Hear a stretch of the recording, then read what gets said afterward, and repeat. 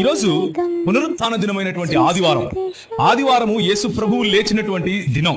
ఆదివారము యేసు ప్రభువు శత్రువు పైన, సాతాను పైన, చీకటి పైన విజయాన్ని సాధించి తిరిగి లేచినటువంటి దినం.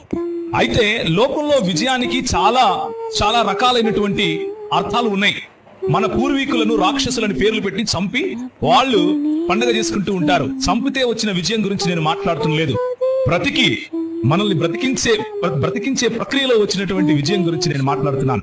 దేవుడు కృపాసత్య సంపూర్ణుడిగా మన మధ్య నివసించినటువంటి యేసు ప్రభు మన కోసం, నీ కోసం, నా కోసం, మన పాపాల్లో మనం చచ్చి ఉన్న సమయంలో, మనము ఎట్టకేలకు అస్సలు పనికిరాని జీవితంలో ఉన్న మన సమయంలో ఆయన మన కోసం, నీవు ఏ శిలువలో అయితే వేలాడాలో, ఏ పాపానికి తగిన శిక్ష అయితే నువ్వు పొందాలో ఆ పాప శిక్షను ఆయన పాపిగా కాదు, పాపముగా భరించి తిరిగి లేచినటువంటి విజయ దినం ఇది.